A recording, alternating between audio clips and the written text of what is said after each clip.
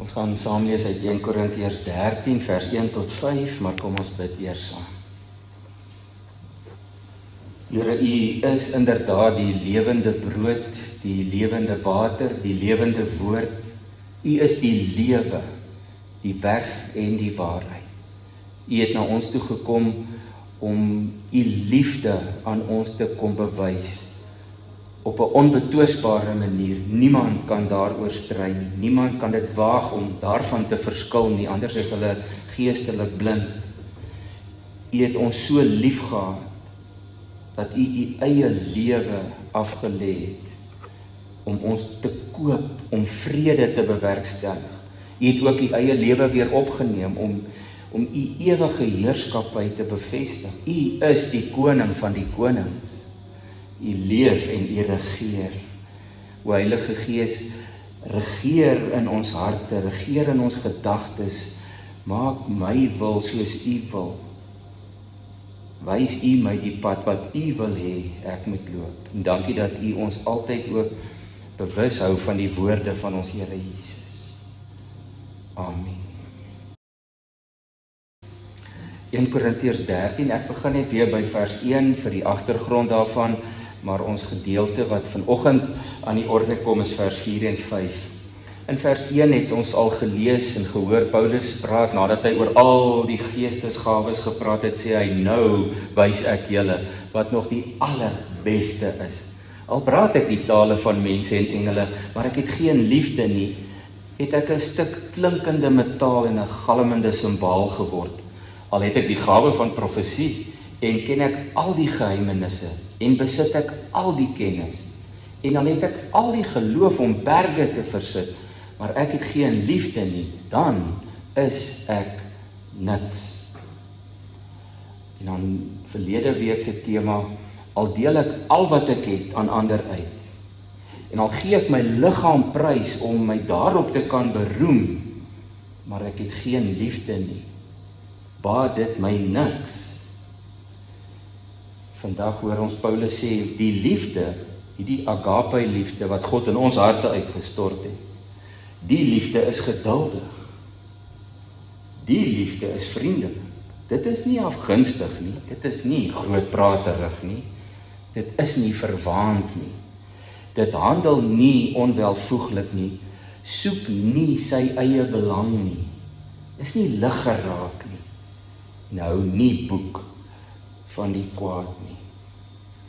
Julle sal nou ook hoor dat dit draai eintlik oor vers 5 se sin wat sê die tweede gedeelte, die liefde soek nie sy eie belang.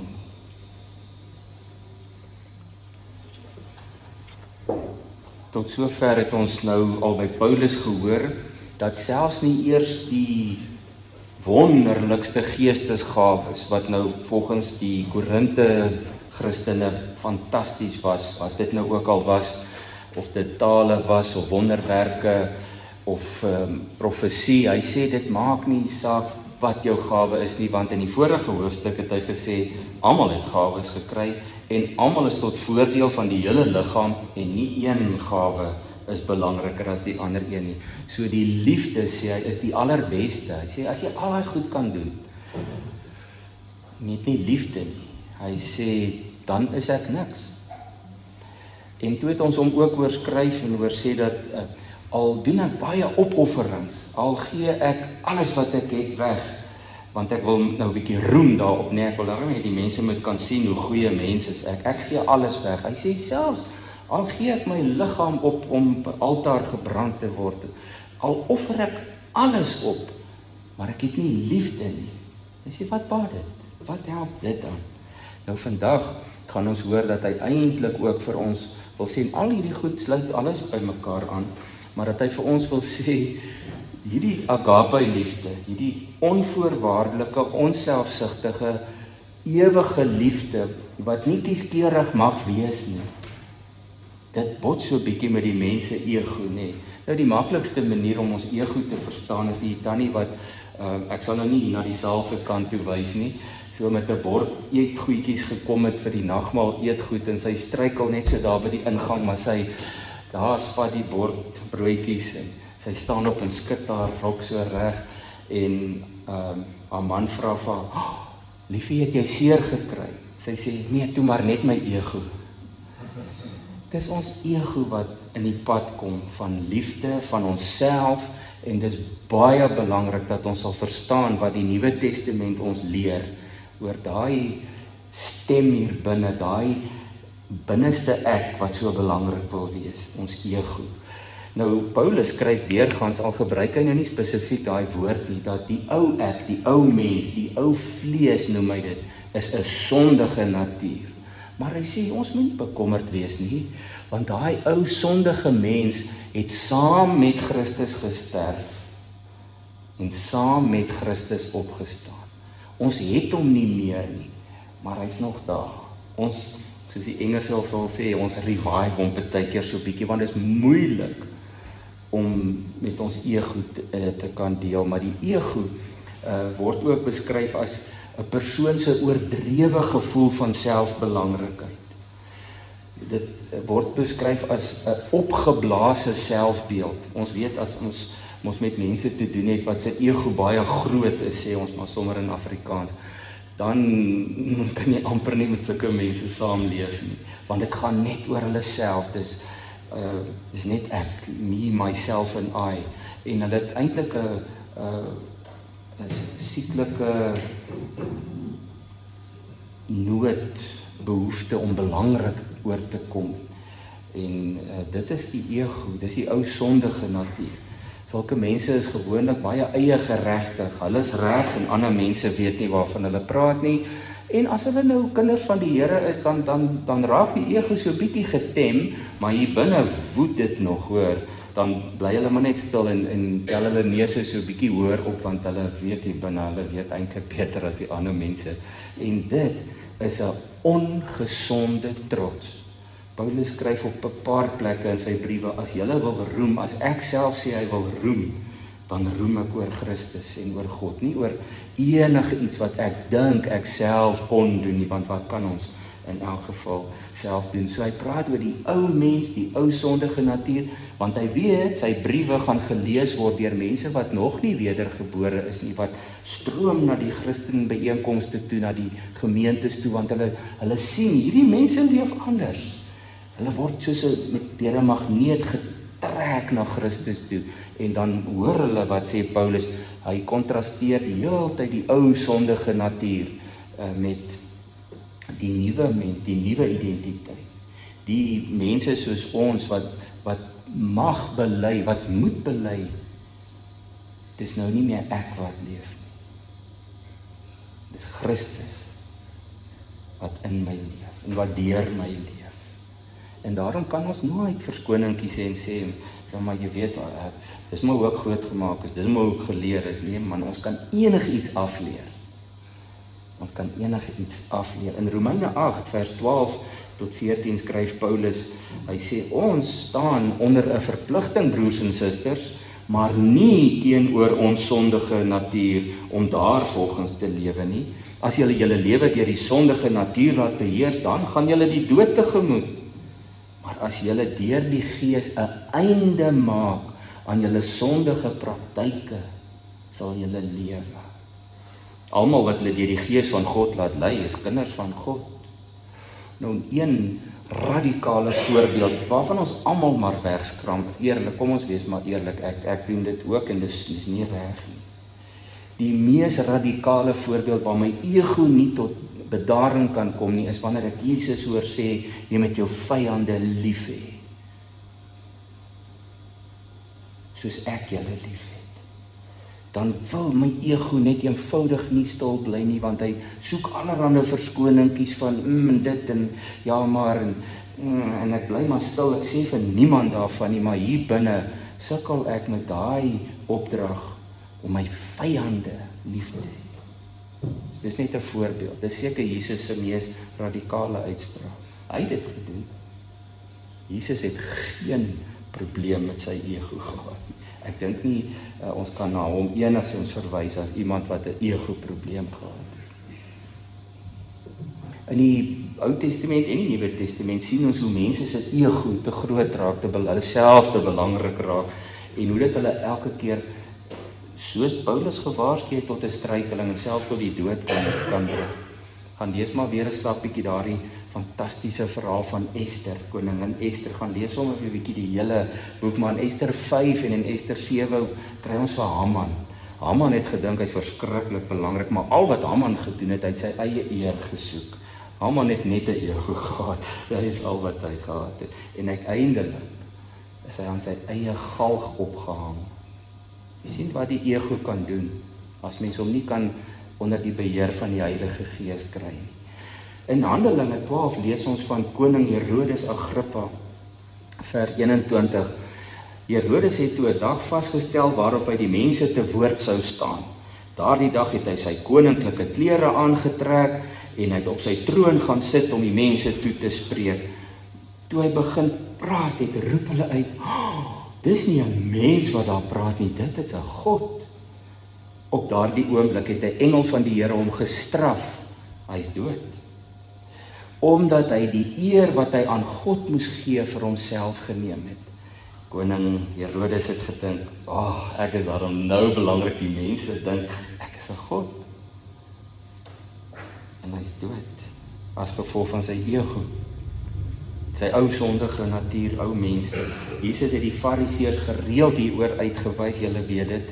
Dit is soos 'n deurlopende tema in die 4 evangelies, die skynheiligheid, die ego-probleem wat die Fariseërs mee gesit het. Hy sê in Matteus 23 vers 5 oor hulle, alles wat hulle doen hulle net om deur mense raak gesien te word. Hoor jy hoe dit ook aansluit by verlede week se teks, al gee ek alles weg, al is ek bekend daarvoor dat ek 'n vrygewige mens is, en al offer ek myself op, maar dit gaan oor myself, dan is dit my ego. In Johannes 5 vers 44 sê Jesus oor hulle, hoe kan julle ook in my glo, terwyl julle gesteld is op die eer wat julle van mekaar ontvang, en nie die eer soek wat van die enigste God afkom nie. As jy verlang daarna dat jou ego gestreel moet word, sê Paulus, dan is jy nie besig met agape liefde. Dan is jy met eie selfsug, selfgeregtigheid belangrik. Jesus gee voorbeelde hiervan. In Matteus 6 net een voorbeeld sê hy, as jy byvoorbeeld mense wat swaar kry help, arm is, moet dit nie uitbasyn nie. Dit doen die skynheiliges in die sinagoges en op straat, sodat mense met lof van hulle kan praat. Dit verseker ek julle, hulle het hulle beloning klaar weg. Nee, as jy iets vir iemand anders gee, as jy iets vir die armes gee, moet jou linkerhand nie weet wat jou regterhand doen nie, sodat jou goeie daad verborge kan bly, geheim kan bly. Jou Vader wat sien wat verborge is, sal jou beloon. Dis vir ons baie moeilik om net daar in die privaatheid van my eie huis te sê, ek het daarom vandag my goeie daad vir die dag gedoen. Net daar struikel ons voor ons ego. Dit moet geheim bly, sê Jesus. Paulus kon getuig hoe God hom van sy eie ego bevry het. Hy skryf dat hy van tevore 'n superjood was. Julle het nou al baie sy CV gehoor. Hy was die hoofseun van die Fariseërs. Hy was selfs 'n massamoordenaar in die naam van godsdiens. Maar dan skryf hy in Filippense 3 daarvan vers 7 af, wat eers vir my 'n bate was, wat altyd my ego gestreel het, beskou ek nou as waardeloos ter wille van Christus. Ja, nog meer, ek beskou alles as waardeloos. Want om Christus my Here Jesus te ken, oortref alles in waarde. Terwille van hom het ek alles prysgegee. Ek beskou dit as verwerplik, sodat ek Christus as enigste bate kan kry en een met hom kan wees. Doen vandag so 'n bietjie selfondersoek, ek ook, julle ook, oor hoe maklik ons ego in die pad. Ons is menslik, dis daarom lekker as iemand sê, hy het nou so mooi gedoen, of sy het nou soveel gegee, kyk hoe hard werk sy. Ons mag dit, ons kan nie anders nie, ons hoor die goeters partykeer, maar moenie dat dit jou ego opblaas. Moet ook nie skynheilig vroom wees nie. Predikante doen dit baie. Ek het 'n boek gelees wat ons predikante waarsku teen teen skynheilige vroomheid. En as iemand sê, dominee, het so mooi gepreek, dan kan mens ons nou nie sê, ja nee, jy weet, ek is ons ou wat mooi preek nie. En wat sê predikante? Nee, alle eer aan die Here, alle eer aan die Here. Maar dis net 'n ander manier om die erkenning te vat en te sê, ja nee, wat die Here het my daarin nou goed gebruik vanoggend. Die oplossing is, sê net, baie dankie. Die persoon stel selfs voor jy hou, vat net uit jou hart en jy sê net, baie dankie vir die kompliment. Maar dan vergeet jy daarvan. Dan gaan jy nie huis toe en skryf, 3 mense het vanoggend vir my dag gesê, hoe hard werk ek. Vat die dank, vat die erkenning, en moenie vroom of skynheilig wees daaroor nie, maar moet nie dat ons ego in die pad kom, en ek sal nou by die liefde uitkom. Paulus leer ons, dat die teenoorgestelde van 'n sondige ego, is 'n wedergebore mens se hart. Daardie mens wat weet, Jesus het sy hart in my kom oorplant. God het sy liefde in my hart uitgestort. Dit het niks te doen met hoe oulik ek is. Jesus het dit vir ons voorgeleef. As jy 'n beter voorbeeld soek, gaan jy nie een kry nie van iemand wat geen ego gehad het nie, wat gesê het, ek het nie gekom dat julle my hoef te dien nie. Ek het gekom om julle te dien. En dan vat hy 'n skottel water in 'n handdoek en hy was sy studente se vuil voete. Hulle weet hoe verkeerd dit is, want hulle protesteer. Petrus sê, daar's nie 'n manier dat u my voete kan was nie. Jesus sê, man, Petrus, Jesus het nie 'n probleem met sy ego gehad. Hy omhels melaatses, hy eet saam met sondaars, hy eet self saam met fariseërs. So gemaklik is hy met die gees wat God vir hom gegee het. Hy vra dit van my en jou in Lukas 9 vers 23 en ons het dit net nou gesing. Hy sê vir hulle toe, as iemand agter my aan wil kom, moet hy homself verloon, elke dag sy kruis opneem en my volg. Om jouself te verloon is 'n sinoniem daarvoor om nie met jou ego rond te loop. Jy verloon en jy kruisig eintlik jou ego wanneer jy Jesus volg. Dit beteken jou ego moet tot bekering kom. Hy's altyd daar. Ons kan nie sonder 'n ego wees nie. Ons ego help ons partykeer. Ons ego is nie sondig omdat God dit vir ons ingegee het nie. Dis die ou sondige ego wat die probleem is.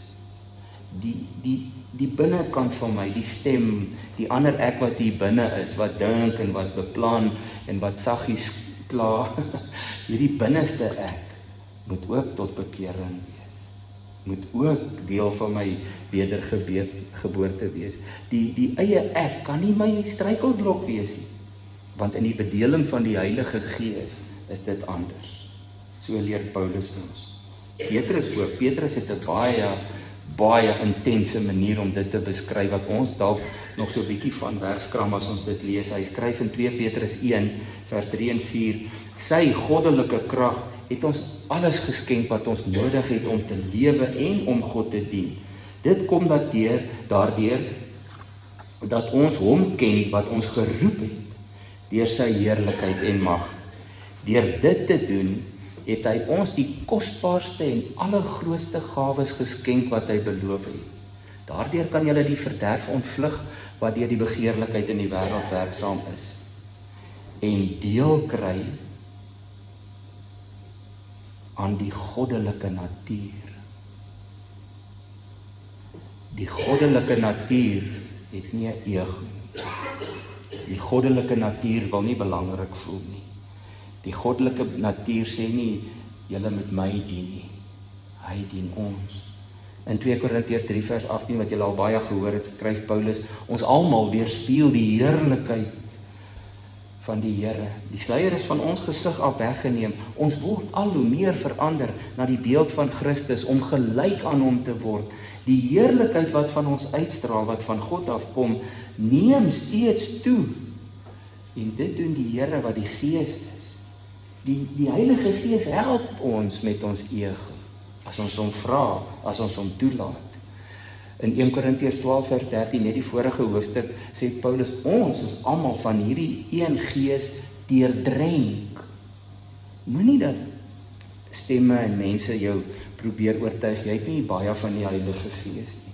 Hy sê ons is almal deurdrenk van die Heilige Gees. Nou moet die hart net oorloop. En die mond moet vol wees van die Heilige Gees en nie van my ego nie. Nie van, ek het nou weer dit en hulle het nou weer dat nie. Efesiërs 4 vers 30 sê Paulus, moenie die Heilige Gees van God bedroef nie. Moenie hom hartseer maak nie, want hy het julle as die eiendom van God beseël met die oog op die verlossingsdag. Moet nooit verbitterd of opvleend wees of woedend word nie. Moenie vloek en skel nie. Moet niks doen wat sleg is nie. Wees goedgesind, wees hartlik teenoor mekaar. Vergewe mekaar soos God julle in Christus vergewe het. Daar is sulke mense gelukkig ook in die Bybel. Maar soos die Engelse sou sê, hulle is few and far in between. Die Bybelkarakters staan nie baie bekend vir wedergeborenes, veral in die Ou Testament, wat nie 'n probleem met hulle ego het nie, maar so hier en daar is daar van die mense wat God verstaan het, wat hom so lief gehad het, soos Josef, wat nie toegelaat het dat sy ego hom oorheers, wat nie gedink het, hy is nou so belangrik, hy is die onderkoning van Egipte, toe sy broers daar aankom, vergewe hy hulle so hartlik, hy huil op hulle skouers, en sê, kom bly net by my. Daar's 'n man wat nie sy ego die oorhand laat kry het nie. Dieselfde met Rut. Sy sê, ek gee alles prys, ek wil net by my skoonmoeder wees, waar u gaan sal ek gaan. Dis iemand wat hulle lewe afgelê het en 'n kruis opgeneem het wat so praat. Waar u gaan sal ek gaan. Nee, ag nee, kom nou 'n bietjie. Laat ek nou 'n bietjie vir julle wys waar om te gaan. Here, laat ek nou net bietjie vir u wys hoe dit werk hier in Suid-Afrika. Rut sê, waar u gaan sal ek gaan. Paulus het ons gehoor, beskou sy eie vorige status, sy eer, sy roem, sy erkenning, sy eie wil as verwerklik. Hy sê, Here, vat my ego, elke oggend kruisig ek my ego. Moenie dat jou ego die Heilige Gees bedroef, en dat jy hier binne voel, maar ek is nou so te nagekom, en ek is eintlik reg. Moenie dat die Heilige Gees hartseer wees daar. Agape liefde is altyd sonder ego. Ek gaan nou afsluit. Daarom het ek daai sinnetjie gekies in vers 5. Die liefde wat God in jou hart uitgestort het, soek nie sy eie belang nie. Dit gaan nie oor die voordeel wat ek kan kry, wat dit vir my inhou, hoe oulik ek is, hoe die Here my geseën het nie. Dit gaan nie oor my eie belang nie. En dis nie net in hierdie sinnetjie wat dit staan nie. Dit is 'n tema wat Paulus deur al sy briewe gebruik. En daarom, hoor net in die Nuwe Testament, en dan toets ons onsself net so 'n bietjie. Hy sê, die liefde is geduldig met ander. Die liefde doen goed aan ander. Die liefde praat nooit groot nie. Dit is nooit jaloers op ander se besittings of prestasies nie. Dit is nooit ongeskik met ander nie. Dit is nie selfgerig nie. Dit soek graag ander se voordeel. Dit is nooit geïrriteerd nie. Dit hou nooit boek van die slegte dinge wat ander doen nie. Hoor julle Filippense daar ook weer Galm hoofstuk 2 om die ander hoër te ag as jouself. Nou vra ek maar net vir myself en vir julle, doen ons dit? Doen ons dit? Is ons geduldig met ander mense? Vra vir jouself af, hoe staan dit vandag met jou geduld? Doen ons goeie goed vir ander mense? Doen ons genoeg goeie goed vir ander mense? Is ons van hierdie mense waarvan Paulus skryf wat nie groot praat nie, wat sy ego gekruisig is? Is ons regtig mense wat kan sê, ons is nie jaloers op ander mense se besittings of prestasies, of hulle werk, of hulle eiendom, of hulle kinders, of hulle voorspoed nie? Geen jaloesie by die agape liefde nie. Iemand met God se liefde in sy hart, sê Paulus, kan nie ongeskik wees met ander mense nie. Want jy sê dan dis Christus wat in jou leef. Vers 5 sê, is nie selfgerig nie, maar soek die ander se voordeel. Ons sukkel daarmee. Ons kan maar eerlik wees met mekaar. Ons staan nie in die oggend op en sê, Here, hoe kan ek vandag ander mense bevoordeel nie? Ons ry nie in die dorp in met daai hart nie. Ons gaan nie werk toe altyd met daai hart nie. Ons gaan nou nie vakansie met daai hart nie. Want ons sukkel met ons ego. As dit nie vir my uitwerk nie, dan doen ek dit. As jy agape liefde in jou hart het, sê Paulus, dan raak jy nie sommer geïrriteerd nie. Al voel jy geïrriteerd, dan moet jy onmiddellik vir jouself vra, is dit nou my ego? Het hierdie mense nou aan my ego gekrap? Hoekom is ek nou so geïrriteerd? Is dit hoe Jesus nou sou optree in hierdie situasie? En natuurlik hou agape liefde nooit boek van slegte dinge. In vers 5 in die direkte vertaling staan daar, liefde tree nie onbehoorlik op nie, dit jaag nie eie belang na nie, dit is nie lig geraak nie, dit hou nie boek van die kwaad nie. Agape liefde is nie kruikie roer my nie. Ek sluit af met die boodskap se vertaling. Om ander lief te hê beteken om nooit iemand sleg te behandel wat jou irriteer nie. Om altyd alle mense so te hanteer dat hulle graag by jou wil wees, sonder om bang te wees dat jy hulle sleg sal behandel. Om ander mense dit wat hulle het of dit wat hulle kry te gun, sonder om lelik te wees as hulle dinge het wat jy nie het nie. Dit is om nie die hele tyd oor jouself te praat en te spog nie, om nie die hele tyd te maak asof jy soveel beter is as ander mense nie. Vers 5, nie ongeskik wees nie, maar jou so te gedra dat ander nie ongemaklik saam met jou voel nie, om nie net heeltyd aan jouself en jou eie voordeel te dink nie, om nie sommer net vir niks kwaad te word nie, en om nie elke liewe dingetjie wat iemand verkeerd gedoen het te onthou, sodat jy hulle dalk later kan terugkry. Agape liefde is daardie pure, suiwere liefde wat God vir jou het. God het jou onvoorwaardelik lief. God se ego kom nie in die pad as dit by jou kom nie. Daarom weet ons, die liefde wat God vir ons gegee het, soek nie sy eie belang nie, dis nie selfgerig nie, dit dink nie die hele tyd net aan my nie, my eie voordeel nie. Agape liefde het nie ego probleme nie. Mag God gee dat ek en jy altyd so sal lief hê.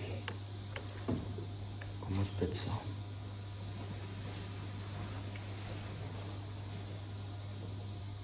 Here Jesus, ons het almal al vir U gesê, ja, ons wil agter U aankom.